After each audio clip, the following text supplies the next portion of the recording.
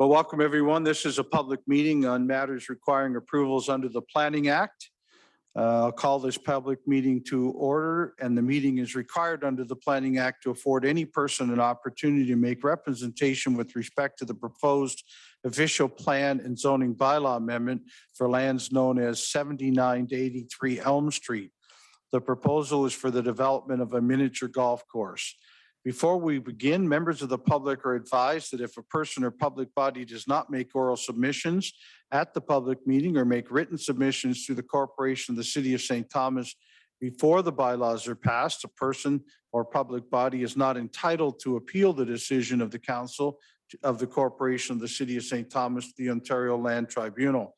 Further, if a person or public body does not make oral submissions at the public meeting or make written submissions to the corporation of the City of St. Thomas before the bylaw appeal before the Ontario Land Tribunal, unless in the opinion of the tribunal there are reasonable bounds to do so. That should say would not be added to as a party to the hearing of an appeal, unless in the opinion of the tribunal there are reasonable grounds to do so.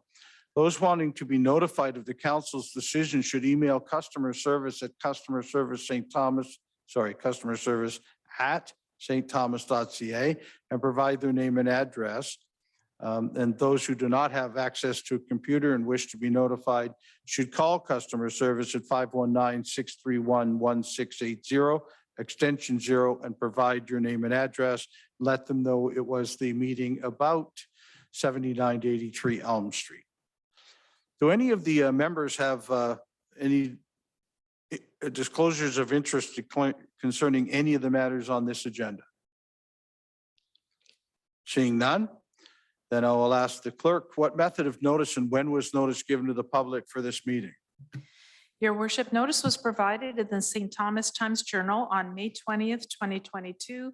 And in accordance with council policies, notice was also mailed to property owners within 120 meters of each of the properties, actually just one this evening, that are subject of tonight's public meeting.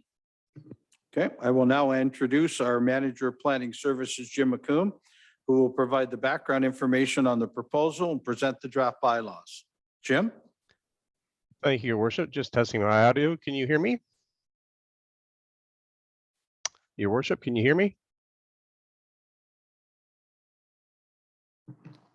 We're just getting the volume set up, Mr. McComb. Try again, Jim. Let's see how you are. Can you try again?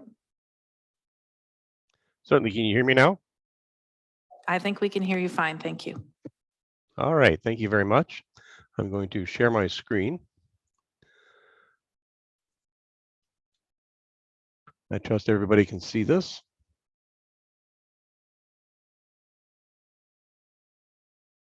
I think we're just waiting for it to load. We can't see anything just as of this time. Okay.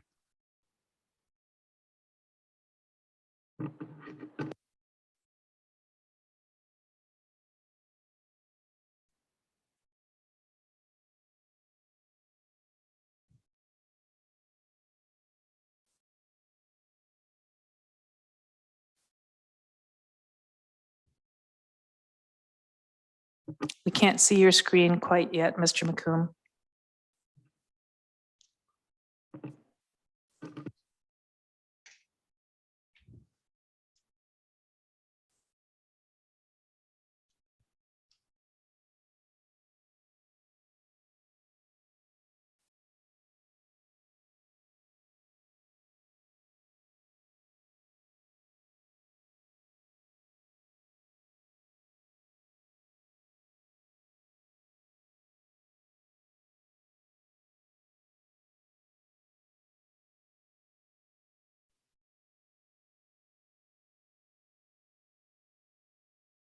Are you able to try again, Mr. McComb?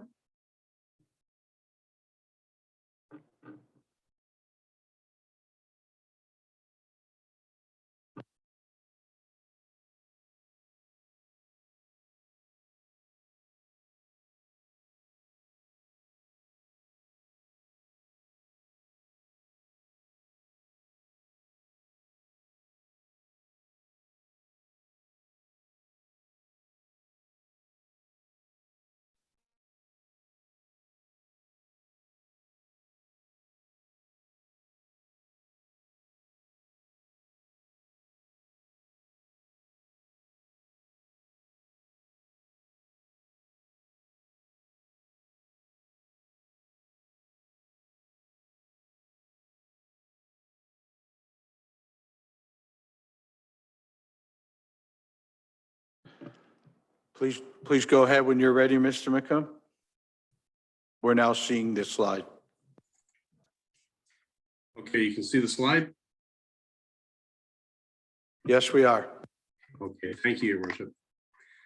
Sorry for that. We're experiencing a little technical difficulty. However, everybody can see the screen. On the screen, you can see a location plan showing the subject lands located on the south side of Elm Street, just to the east of Parkside Drive, and surrounded on the east and south sides by Pinafore Park.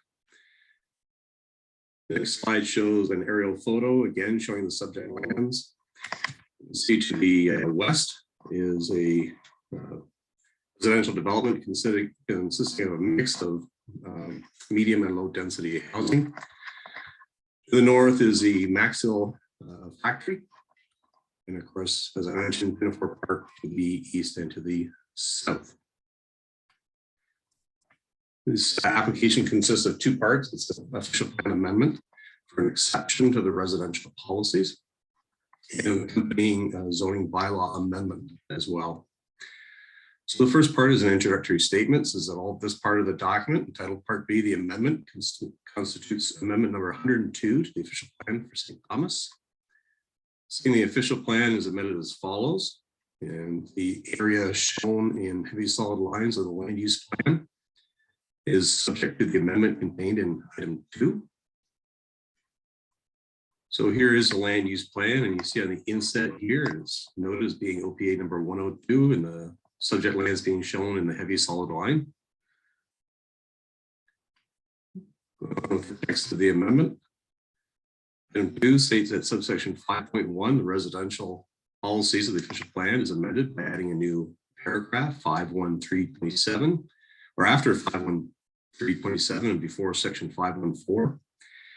New subsection is 51328, dealing with 6983 Elm Street. States that a miniature golf course is an additional permitted use. The land is numbered 102 and shown enclosed in heavy solid lines on Schedule 1 to the amendment. The development of the lands for this use is subject to the following policies.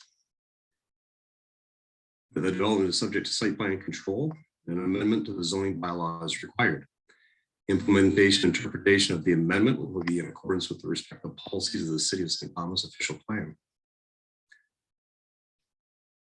With respect to the accompanying zoning bylaw amendment, part 1 of the amendment states that zoning map 23 to bylaw 50-88 is further amended by zoning the land shown outlined in heavy solid lines on Schedule A here too as R5-47. And such schedule shall be added to and form part of the bylaw. It should be known as special zoning map 23-7. I just want to note that as part of this site-specific amendment, the lands are currently zoned R5, and we are keeping those lands in the R5 zone. We're not putting them into a commercial zone. So all of the uses of the R5 will still apply. And these, the proposed use is being established as an additional permitted use. So again, here's the subject lands going into the R5-47 that is shown in the heavy solid line. Part 2 of the amendment further amends bylaw 50-88 by introducing a new paragraph, 9.5.47. The area affected is the R5-47 as is shown in the special map art. The additional permitted use is a miniature golf course. The minimum number of parking spaces is 36 for the special use. That is based on a ratio of 2 parking spaces for every hole on an 18-hole miniature golf course. The minimum interior side yard is 2 meters. And you'll see on a plan in a minute that really applies to the building that will be essentially the sales hut for the use. And finally, part 3, in anticipation of the eventual consolidation of the bylaw, Schedule B to the bylaw is adopted, being zoning map 23, consolidated to include all amendments to date, including this amendment. And here is that Schedule B, the subject lands in this location up here going to the R5-47 zone. What I have on the screen right now is a concept plan or site plan for the proposed course, with the entrance being located on the west side adding a little bit more buffering between the course itself and the medium density residential use to the west.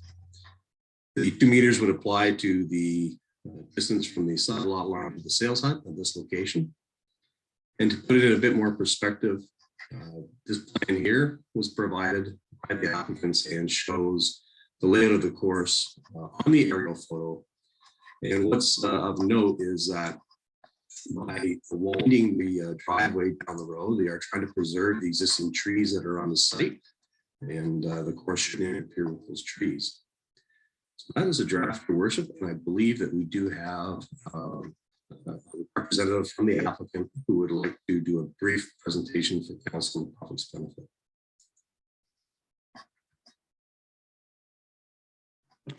Thank you, Mr. McComb. I guess I'm introducing Patrick Matkowski, representing the leasee of the property, Yvonne Campbell, to make a presentation. Go ahead, Patrick. Thank you, Your Worship. I'm just going to share my screen here.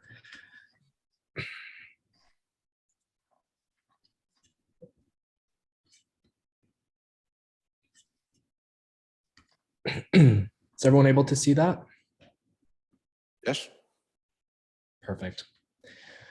Good evening, Mayor, members of council, city staff, and members of the public in attendance tonight. My name is Patrick Matkowski. I am a planner with Monteith Brown Planning Consultants. With me tonight is Jay McGuffin, who is the principal planner with Monteith Brown Planning Consultants. As well, we have Vivian Campbell, who's in attendance tonight and who is the applicant for the official plan and zoning bylaw amendment to permit the miniature golf course at 79-83 Elm Street in St. Thomas. The intent is for Vivian to be entering into a long-term lease for the property for a 20-year period. The lands are currently owned by Donald McCaig. Thank you, Jim, for providing a thorough presentation. I will just be providing a short presentation just to supplement and expand on Jim's.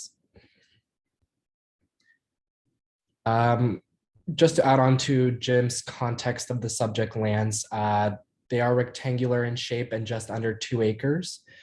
With frontage on Elm Street. They are located in the southerly portion of the St. Thomas community within a predominantly established residential area. And they do abut the main entrance to Pinafore Park, the city's most prominent park dating back to the late 19th century. They are currently vacant with a few trees, mature trees on the site. As Jim mentioned, to the north, there's Maxwell Inc., as well as vacant residential lands and a significant wood lot associated with Pinafore Park. To the east, we do have, as everyone is likely very aware, Pinafore Park, which is the main recreational destination for the city. The expansive park provides a number of recreational amenities, including Pinafore Lake, the Rotary Splash Pad, playground equipment, the memorial band shell, hiking trails, tennis courts, and Emsley Field, the first-class ball stadium. The city's Parks Division and Greenhouse are located south, along with low-density residential uses along Bell Avenue. And to the west, we have the medium-density residential and additional low-density residential. Here's just a street view of the property looking south from Elm Street, just to provide council with the perspective of the street frontage. As Jim has touched upon, to permit the proposed development, an official plan and zoning bylaw are required. Jim has already provided the background information on these matters, so I won't go into detail, but we have had a chance to review and are in concurrence with the draft amendments brought forward by Jim to council. Here we have a site concept plan for the property. Just for clarity, the site plan is titled Putting Zoo on the bottom right-hand side of the plan. However, this is just a reference to the zoo theme for the golf course. There won't be any live animals proposed for the site. So I'm just going to move to the next slide, which just has a closer screenshot of the site plan. The client is proposing an 18-hole miniature golf course.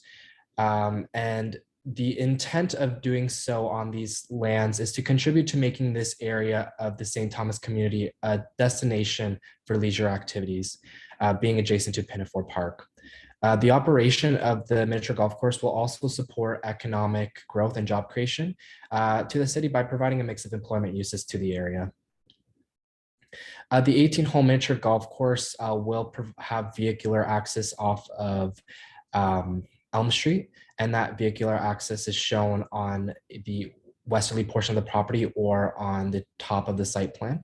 And that will lead to the parking in the southeasterly portion, the southerly portion of the property shown to the left. A total of 36 parking spaces are proposed, providing a parking ratio of 2 spaces per tee.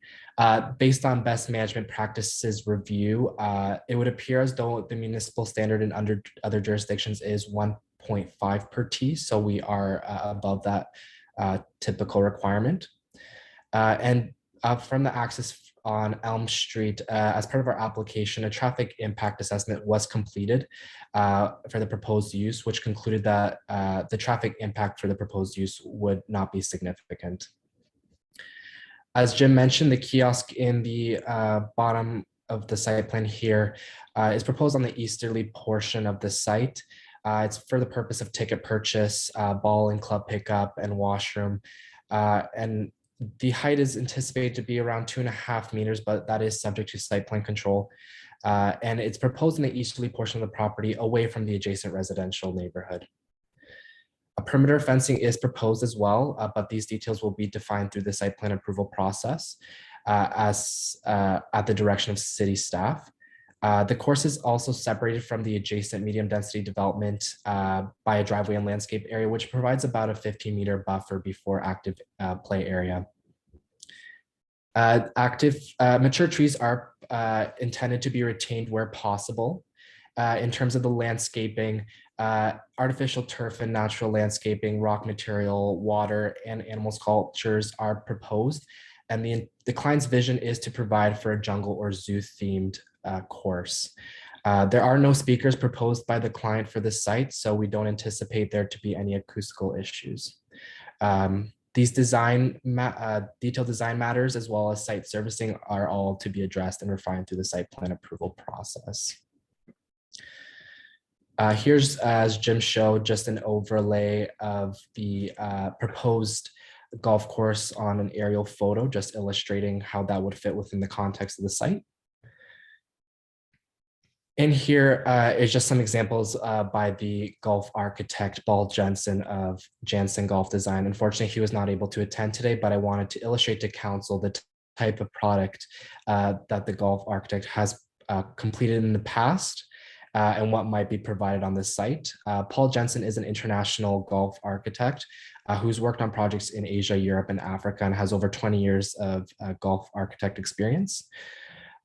So I just wanted to outline that and show council what kind of product we may be looking at. And that's it for my presentation. Thank you so much for allowing me to present tonight. And I'm here alongside Jay and perhaps Vivian to answer any questions of council and members of the public in attendance with respect to the proposed applications. Thank you so much. Thank you for your sharing with us tonight. Madam Clerk, have we received any written submissions on the proposed changes? Your worship, we have not received any written submissions. Okay. I will now ask council if you have any questions. If so, please raise your hand. Councillor Wookie and then Councillor Clark. Thank you very much. A few comments, more than questions. I want to say thank you for Vivian for this idea. It's an outstanding opportunity for people to have a recreational opportunity that we don't have. And as an avid golfer, both mini golf and my mini golf game might be better than my real game. I thank you for that. So the comments I have are nothing negative about the development. It's about things around that. All right. Firstly, I have some concerns about residential land being rezoned, even though it's a one-off. It is my understanding that, I mean, we don't have a lawyer here, but one-offs, I don't want this to be a precedent at all for future things. And we know that what happens is once a development takes place, somebody might come and say, well, we want to put this on residential land. And ideally, no offense to development, I would like this to be an apartment building overlooking Central Park kind of thing if we want to do that. So ideally, it would be residential. I'm great with the golf course, but I have a concern about this forming a precedent, even though it's a one-off, because we know how that works. The only other concern I have is simply as a guy who spent a lot of summers working at the park department, on that diagram, the north side of the park department office and property is right beside the parking lot. And in that parking lot, there can be a lot of loud noise at the back of the park. At one point, that was where the diesel tank was for us to fill up the vehicles or the gas. We had a tank there right beside where the parking lot would be. So I don't know what's there now, but I don't want there to be anything there that would cause distress to the development, both in noise or danger. Those are my concerns and comments. Thank you. Thank you, Councillor Wookie. Councillor Clark. Thank you, Your Worship. I was just wondering what thought had been given to mitigate, say, light pollution. You've got the project buffering or beside a neighborhood that's been there for a while. I'm just wondering how you would situate the lights to mitigate that. Who's answering for us? Jim's hands up. Mr. McComb.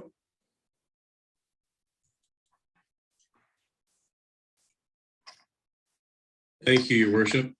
As part of the site plan process, the city will be requiring a photometric plan to be produced for this use.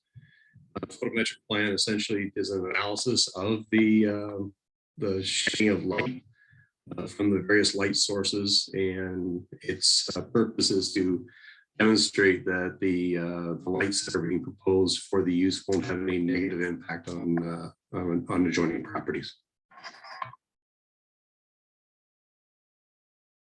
Okay, further questions or comments? Councillor Raimel. Thanks. I have a number of questions. I'm first trying to figure out, so Ms. Campbell is proposing to lease the property for 20 years, right? And so is she the owner of the property, or she's a renter of the property? Suggest if you're leasing, you're the leasee of the property or the renter of the property, but let's ask. Patrick, answer on that? Through Your Worship, my understanding is that she is the leasee of the property. I'm not sure if Vivian would like to speak on that behalf, but my understanding is that Donald McKeag is the owner and she is entering into a long-term lease with him for the property. Further questions or comments from council? Councillor Raimel, Sure, follow up? Sure, I have a few more. So I do have a concern about this use of the property. It's almost 2 acres, and it's right in what could be a wonderful residential area. And we're so desperate for residential properties in the city, and having this tied up as a golf course, which is a seasonal property. It's not going to be even year-round use. And the location, we've got a fairly quiet park, and I'm looking at this kind of a project being more over at One Password Park, where there's soccer and all sorts of other activity going on. But I do have a concern about this project, as I said, being close to Pinafore, when it could be better used for a residential product, and also having a 20-year lease on the land. I just really have a concern about this type of project in this particular area. Okay, further questions? Councillor Clark again? Thank you. Just on that, then I guess my question is it also a 20-year term on the bylaw, or are we saying it's a special exemption for a golf course forever on that site? So I guess looking down the road after the 20 years are up, if the leasee wanted to renew for another 20 years, then we're saying that, I'm just asking for clarification on whether or not that's okay, or does the bylaw end after 20 years? Mr. McComb, can you help us with that? My suggestion or my thought is that once the bylaw is changed, it's changed until it's changed back. But could you help us with that? Thank you, Worship. Yes, I can. You are correct. If the bylaw is amended, the bylaw would stay in place. This zoning would stay in place until, council or future council decided to change it. There are provisions in the Planning Act for temporary zoning bylaws. However, the period for those is only for 3 years at a time, and they have to keep on coming back all the time. And I don't think that's something the applicant would want to entertain. So, yeah, it would stay with the property. Councillor Herbert? Yep, thank you, Worship. I don't know if I have all my facts correct, but I'm sure people will tell me. Quite a few years ago, there was an application to put some residential buildings in there, and it was turned down. Do we know why it was turned down? Was there some specific reason why they didn't want to build there? Because it may just be redundant. If they're never going to build there, then the golf course would be fine. So just a question why it was turned down. We'd have to ask somebody who was on that previous council that made that decision. Councillor Kohler?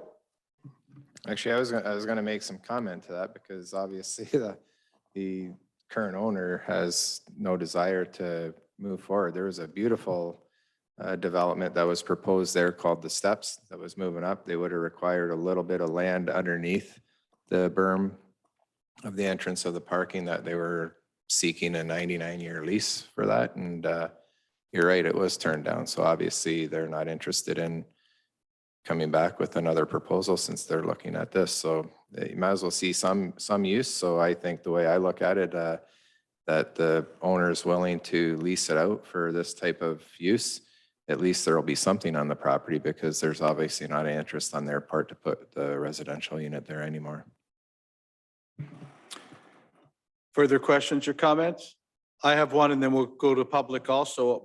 My question is, was a similar one to Councillor Herbert's. And what has been already said by a number of councillors, I hate changing in a housing crisis that we currently have, changing the opportunity from a residential to another use. In this case, we're adding another use, but I don't think the residential designation goes away. My question of the proponent is there anywhere on the site food service or snacks or a restaurant? Normally in a mini golf course of this type, that's also available, but I can't tell from your map whether that's the case. Patrick, can you help me with that? Yeah, of course.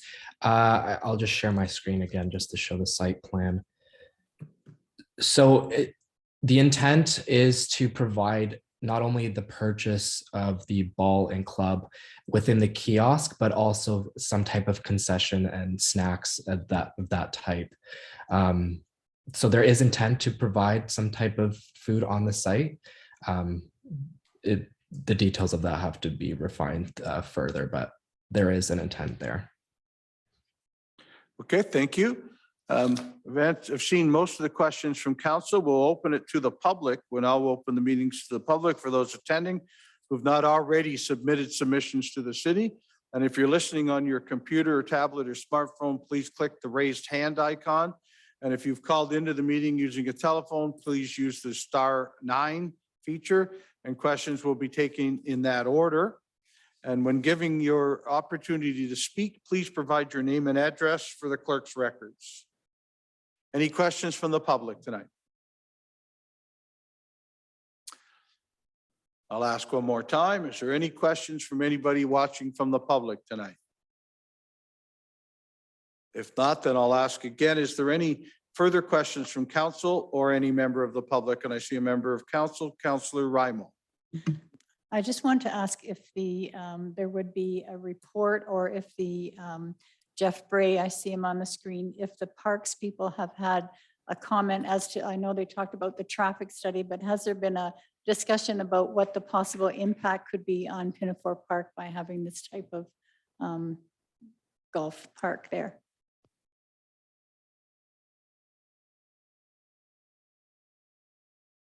Of Jim McComb, of Mr. McComb.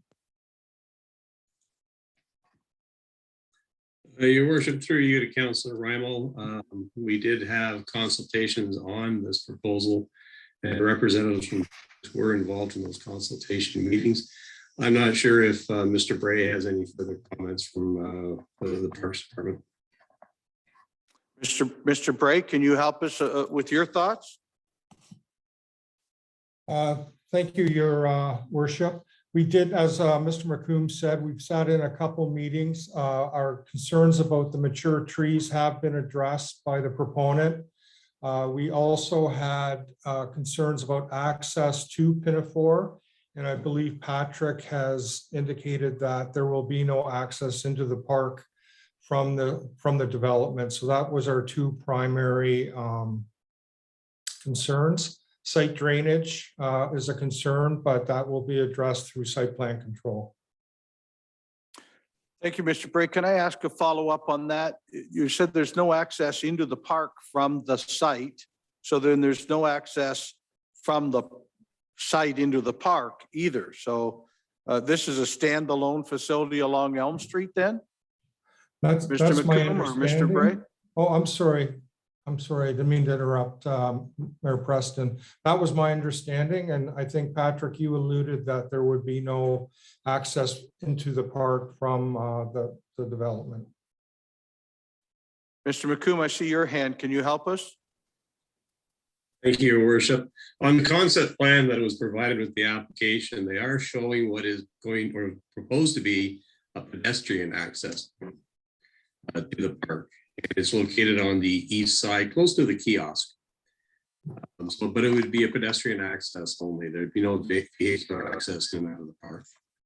Okay, but not a vehicular, but a pedestrian access back or forth?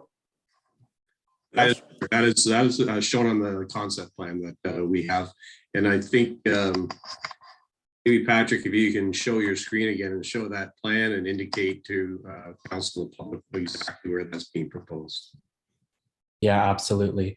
Everyone can see my screen, correct? Yes, we can. Okay. Yeah, so we did provide a access here in the what would be the southeasterly portion of the site at the bottom of our site concept to provide a pedestrian connection between Pinafore Park and the proposed golf course. However, that connection is definitely something that can be discussed further through the site plan approval process should there be any concern for providing that. But there is no vehicular access proposed to connect to Pinafore Park. Okay, I have one further question, if you don't mind, to Mr. McComb. I may have misspoke earlier, and I want to make sure I don't. This is adding another use to what is already the uses that are on the books for this site. Am I correct? We're not removing the residential use, but we're adding this as another use on top of? If this proposal was to go through? Yeah, Your Worship, you're absolutely correct. When we initially had some consultation, our initial consultation with the applicant and their consultants, staff made it clear that if this was going to happen, it would happen as an exception. We weren't prepared to remove it from the residential designation and put it into a commercial designation in the official plan. We didn't think it was appropriate given the residential uses that were adjacent to the site. And in order to preserve those existing uses, the R5 zone is the one of the highest density zones in our bylaw. And so all of those permitted uses would stay with the site so that nothing's being taken away from that standpoint. This is simply adding the miniature golf course as an additional permitted use. Thank you, Mr. McComb. Further questions or comments? Councillor Rymel, Councillor Herbert to follow. Sorry, one more. Can you advise what the projected hours, what the expected opening hours will be for the golf area? Patrick, do you have the answer to that? Can you share? Through you, Your Worship, I don't have that information at this time. However, I would anticipate it would be regular business hours as any other miniature golf course. But unfortunately, I don't have that specifics right now. Thank you. Councillor Herbert? Thank you, Worship. So just to be clear, we're not, the residential still be good still be applied there, but if you give a 20-year lease, you can't do anything for 20 years, correct? Who's your question for? Just, I guess for Patrick, Okay, or even for Jim McComb. I'm not sure. He's got his hand up, I see. I see a hand from Jay. Would you like to help us with the questions that have been asked? Good evening, Your Worship. Thank you very much through to the councillor. The notification of the 20-year lease, there's a couple of elements. One is I'm sure council is fully aware. The ability to enter into a lease is limited to 21 years less a day under the Planning Act without going through a consent approval. The 20-year lease for the property really sets out the agreement for the usage of the land, but doesn't necessarily define that the use will be in that duration. And by that, I mean, it's not that in the future, should there be another pressing opportunity that an agreement couldn't be made, but that is the intention that for the next 20 years, they would secure that land use at this location to give them operational time to function. Thank you. Further questions or comments? Or Mr. McGuffin, do you have the answer to the hours of operation question that was asked? Thank you, Your Worship. Unfortunately, I don't have the specificity of it, but again, to Mr. Mitkowski's response, I would anticipate an early evening operation with perhaps longer hours on the weekends. Thank you. Councillor Wookie.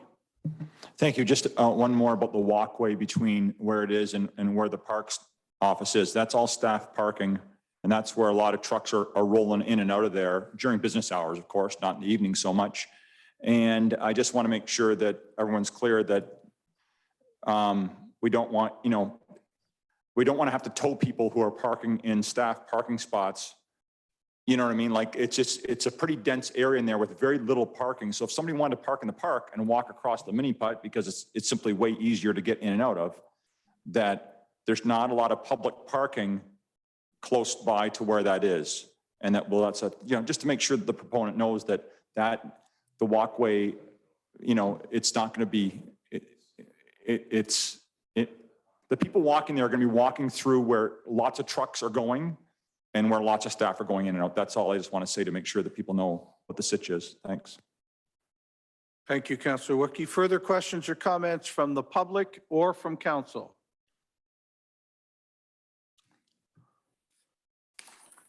Seeing none, then I will say that everybody's been given a fair opportunity to express their views.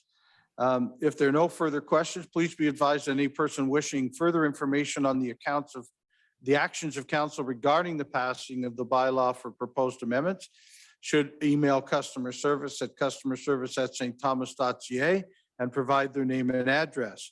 Those who do not have access to a computer and wish to be notified, please call customer service at 519-631-1680, extension 0, and provide that same information.